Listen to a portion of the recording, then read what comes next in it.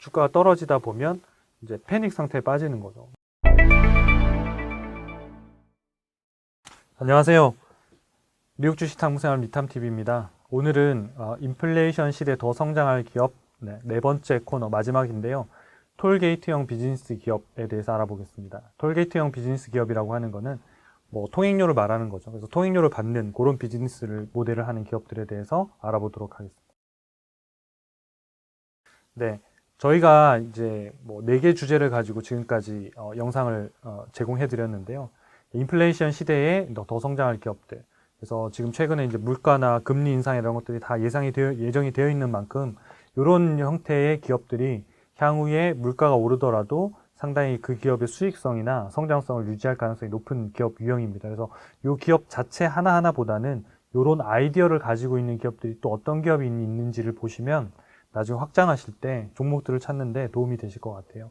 처음에는 전환비용, 그다음 두 번째가 브랜드 가치, 무형자산 가치가 높은 기업, 세 번째가 네트워크 파워. 네트워크 파워라는 거는 많은 사람들이 모이면 모일수록 그 플랫폼의 가치가 올라가는 기업들.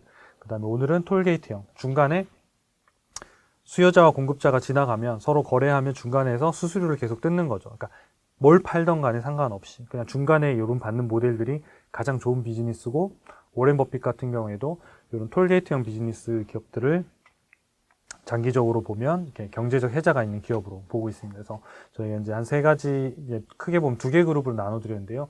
비자, 마스터카드, 페이팔, 이거는 이제 주로 전자상거래잖아요. 그러니까 거래를 하면, 뭐 결제를 하면 중간에 사는 사람과 파는 사람 사이에 일정 수수료를 계속 떼는 모델. 그래서 수수료율이 정해져 있지만 판매되는 금액이, 그러니까 물가가 오르면 금액이 계속 커질 거잖아요. 그 금액이 커지면 수수료 비율이 똑같더라도 금액이 계속 성장할 수밖에 없는 이런 좋은 비즈니스 모델을 갖고 있는 기업.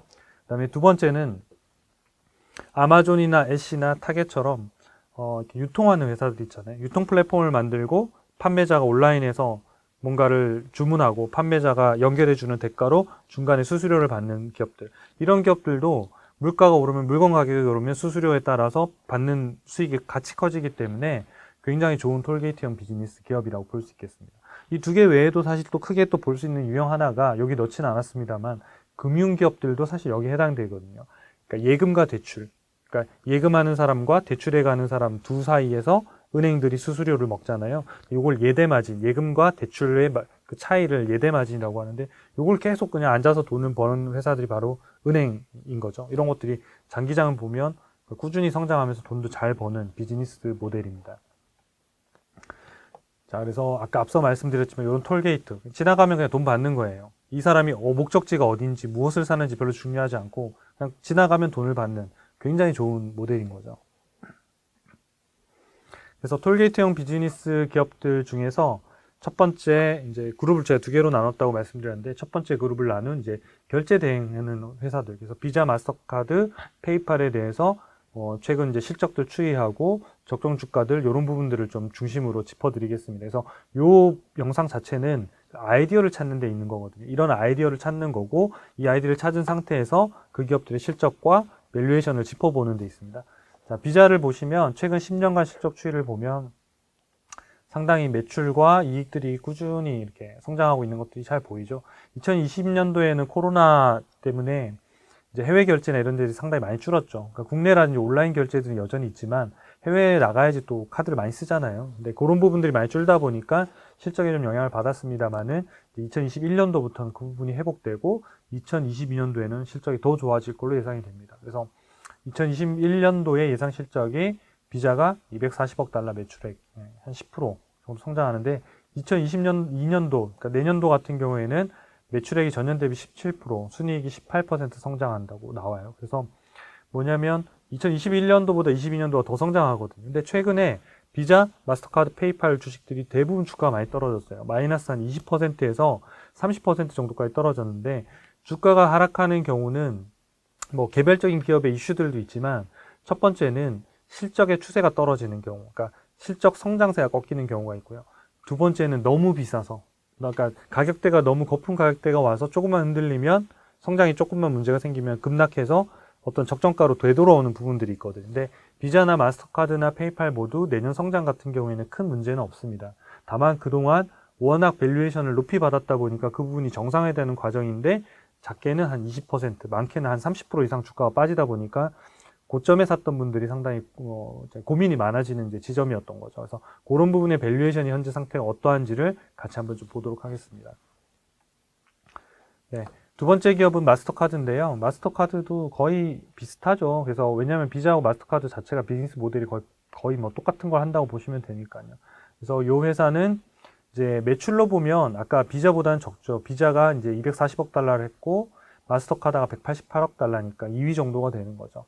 그리고 내년도 매출액을 봐도 225억 달러, 매출액이 19.7%, 순이익은 100억 달러 돌파하면서 24.7%. 그래서 요 매출액과 영업이익 요 부분의 2022년도가 사실상 사상 최고치를 다시 경신하는 해가 되는 거예요.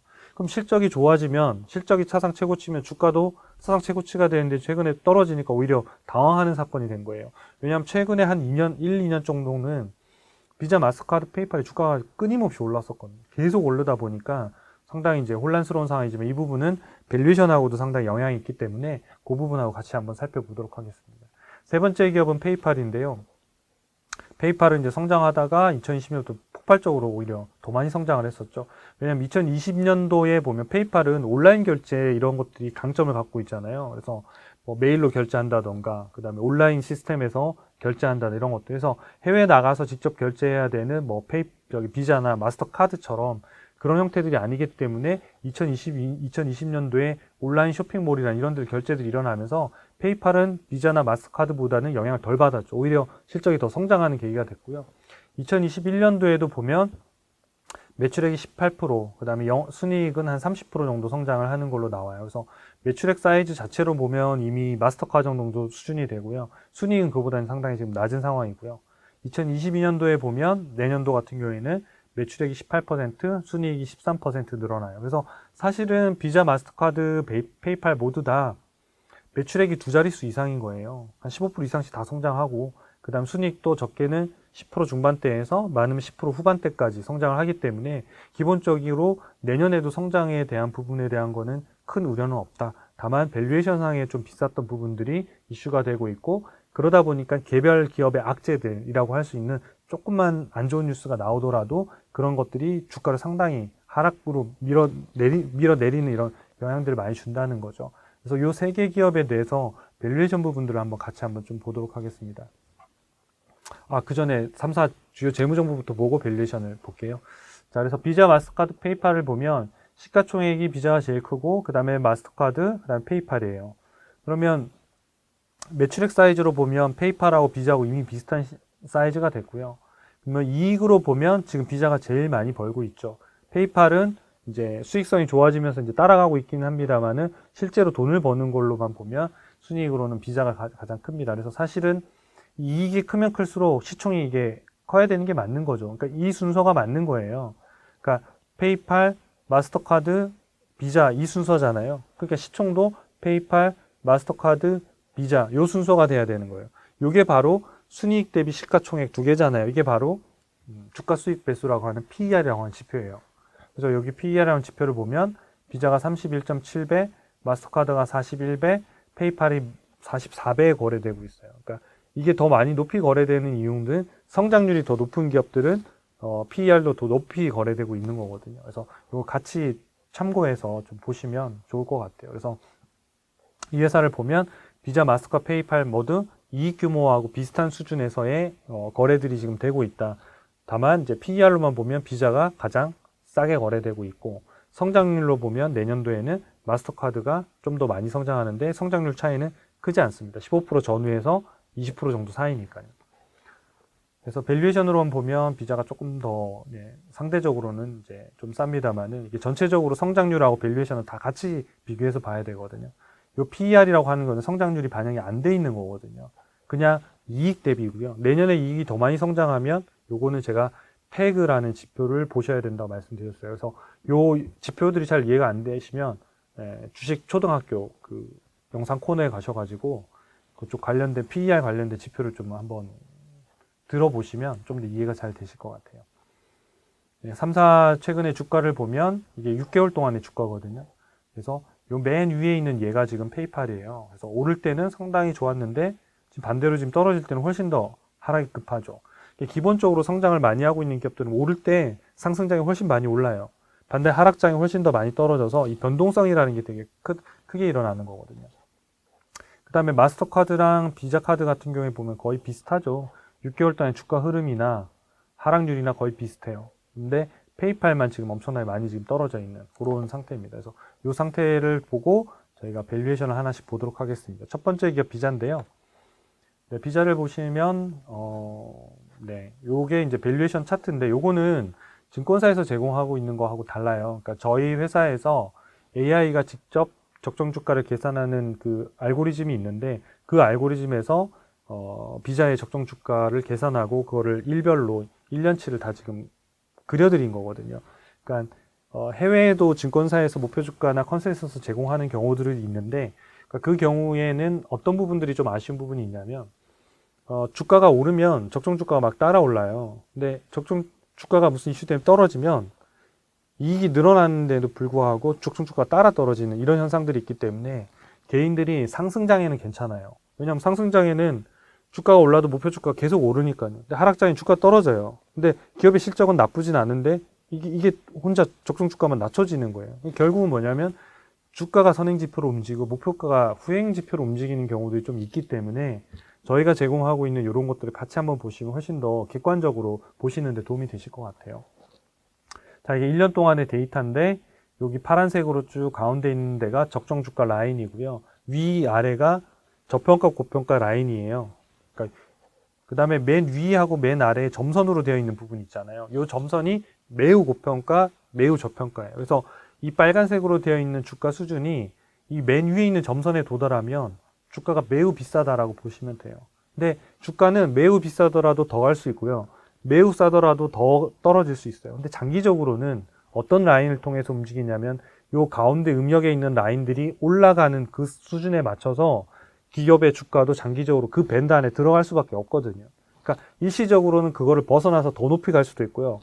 일시적으로는 이걸 깨고 이 밑으로 내려올 수도 있어요. 근데 이 상태에서는 대부분 다 싸니까 조금 더 주식을 분할 매수하거나 이런 판단을 해야 되는데 주가가 떨어지다 보면 이제 패닉 상태에 빠지는 거죠. 이미 한 30% 빠졌는데 저평가인데 더 저평가하고 더 저평가인데 더 가면 어떡하지? 이런 이제 고민들이 발생하는 거거든요. 그래서 사실 제일 좋은 거는 매우 고평가였던 시점에는 가급적이면 주식을 안 사시는 게 좋고 적정가 근처에서 사기 시작하셔서 그것부터 오르면 좋지만 혹시라도 떨어지면 저평가까지 내가 나눠서 몇 차례 사서 좀 길게 놓고 그 라인까지 올라가는 것까지 기다리면서 보는다라고 하는 게 가장 좋은 전략이에요.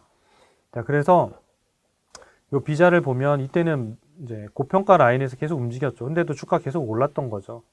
근데 요 기업의 가치라고 하는 이 라인을 보면 이게 기업의 가치도 올랐잖아요. 실적이 계속 좋아지니까 올라갔단 말이에요. 근데 지금 주가는 이제 빠지고 있어요. 이유는 별로 없어요. 그쵸? 특별하게 뭐가 엄청나게 나쁜 악재가 나온 건 아니거든요. 그런데 이제 주가가 뭐 한 20% 정도 빠지다 보니까 이제는 적정가와 고평가 사이의 중간 정도 가격까지 떨어져 있는 상태인 거예요. 그러면 적정가가 172달러고 현재 주가가 이게 12월 여기 있네요. 8일 기준이거든요. 저희가 오늘 촬영하고 있는 날이 네, 그런데 저희는 이제 9일날 촬영하고 있습니다. 8일날 저희가 종가를 가지고 데이터 업데이트가 된 상태고요. 그래서 208달러인데 현재로는 뭐냐면 의견으로 보면 보유 정도 하는 게 좋다. 왜냐하면 적정가하고 고평가 사이에 정도에 있으니까 이렇게 보는 거예요. 그래서 요 가격들은 전부 다 이 초이스탁 US에 들어오시면 다 검색해서 보실 수 있어요. 저희가 제공하고 있는 것들 보실 수 있는데 여기 보면 어느 정도 가격대에 들어오면 이게 싸냐 비싸냐를 아예 처음부터 다 저희는 공개해서 여기다 표시해 드리거든요.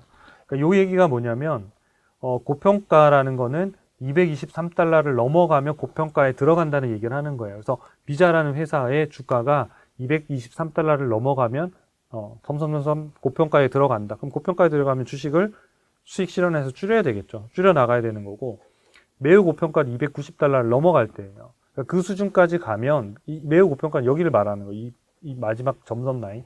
그럼 그때는 사실상 거의 다 수량을 많이 줄이는 게 좋다는 거죠. 왜냐하면 싸게 살 때 사고 비쌀 때 팔아야 되니까 그렇습니다. 그래서 제가 비자를 좀 길게 말씀드리는 이유는 이걸 보는 방법을 좀 보시면 이걸 이해하시는 데 도움이 되실 것 같아요. 두 번째 마스터카드도 비자하고 크게 다르지 않죠. 매우 고평가에 있다가 최근에 주가가 떨어지면서 요 시점에 이제 적정가 근처까지 떨어지는 라인들이 있었죠. 그러니까 이런 시점들이 이제 좀 관심을 가지고 보실 만한 영역들이라는 거죠. 근데 판단의 기준은 뭐냐면 지금 적정 주가가 분기마다 올라가고 있잖아요. 그러니까 올라간다는 게 뭐냐면 기업의 실적이 좋아지는 거예요. 제가 아까 2022년도 실적을 말씀드린 이유는 2022년도 실적이 안 좋아지거나 성장이 없으면 적정 주가가 멈춘단 말이에요. 올라갈 수가 없죠. 기업의 가치가. 그러면 주가가 떨어지더라도 이거는 그냥 더 떨어질 수 있는 거예요. 그래서 가치가 올라가고 있어야지만 나중에 주가가 적정 주가 라인이든 조금 더 밑에 라인이든 반등할 수 있는 그 기업의 기본적인 가치 힘을 가질 수 있는 거거든요. 그래서 요 밴드 자체가 상승하고 있는 것들이 되게 중요하다는 거고, 그 밴드 안으로 밑으로 떨어질 때가 좀 좋은, 약간 저평가되는 구간이라고 보시면 돼요. 그러니까 현재는 보유 기간이고 고평가는 370달러 정도 넘어가면 비싸다. 근데 과거에는 주가가 400달러까지도 넘었었거든요. 그러면 무슨 얘기냐면 고평가와 매우 고평가 사이를 왔다 갔다 하는 거예요. 그러면 그 사이라 하더라도 주가는 더 오를 수는 있어요. 하지만 그때는 신규 매수하는 분들은 조금 투자하기에는 조금 더 기다리시는 게 좋다. 왜냐하면 뭐 투자 대안이 마스터카드를 기간이 기다릴 수도 있지만 마스터카드 아닌 또 다른 기업을 찾으실 수도 있는 거잖아요. 그래서 우리가 어차피 살 수 있는 기업은 막 수십 개를 사실 게 아닐 거기 때문에 딱 정말로 기회가 왔을 때 잘 활용하시면 좋으실 것 같아요. 그 다음에 이제 세 번째로 마지막 페이팔을 보면 페이팔은 아까 앞서 있는 비자나 마스터카드보다 더 비싸게 거래했죠. 그러니까 고평가에서 매우 고평가, 고평가에서 매우 고평가 계속 이렇게 움직였던 거예요. 근데 2021년도 8월 이후에 주가가 떨어지기 시작하면서 이 떨어진 급락 비율이 30%가 넘은 거예요. 그러면 약 1000만 원 정도 샀으면 700만 원이라는 거, 손실이 되게 많이 난 거죠. 그러니까 복구하려고 하면 수익률이 43%가 올라야 되거든요. 훨씬 더 많이 올라야 된단 말이에요. 근데 지금은 이렇게 페이팔이 떨어지면서 요 라인, 적정 주가 라인보다 밑으로 떨어졌어요. 이건 뭐냐면 저평가 영역에 들어갔다는 얘기가 되는 거거든요. 그래서 여기서 적정가하고 이 밑에가 저평가인데 요 사이가까지 떨어졌어요. 그러면 요때 시점부터는 오히려 좀 용기를 내서 주식을 좀 분할 매수하거나 이런 시점에 들어간다라는 거죠. 근데 보통 이때는 막 주가 차트도 다 무너져 있고 막 하락이 또 뭐 반등했다 또 계속 떨어질 것 같잖아요. 그러면 이제 못 사게 된다는 건데 여러분들이 신뢰 가져야 되는 건 이 밴드 라인이 상승해서 올라가고 있다는 것. 이거는 그냥 임의로 그리는 라인들이 아니고요. 기업이 벌어들이고 있는 이익, 현금 흐름, 뭐 또 향후 예상되는 이익들을 다 반영한 가격이기 때문에 이런 것들을 잘 기업의 가치가 움직이는 방향으로 주가는 장기적으로 움직일 수밖에 없다라고 보셔야 돼요. 그래서 주가가 이렇게 높이 거래되기도 하고 이 밑으로 거래되고 계속 움직일 거예요. 이렇게 계속. 근데 보세요. 이게 기업의 가치예요. 이건 얘는 올라가고요. 주가는 떨어졌다 올라갔다 이렇게 할 거예요. 이렇게. 네.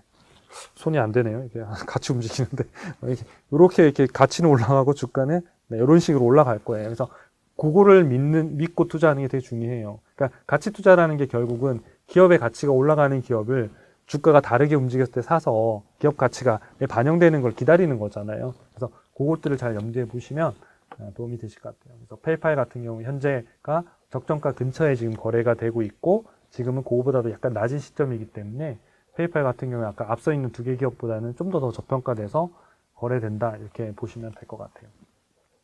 네, 그래서 이걸로 일단은 저희 결제 업체들 관련된 내용들을 마치고요. 좀 이따가 쇼핑몰 관련된 기업들 다시 한번 리뷰해 드리도록 하겠습니다. 감사합니다.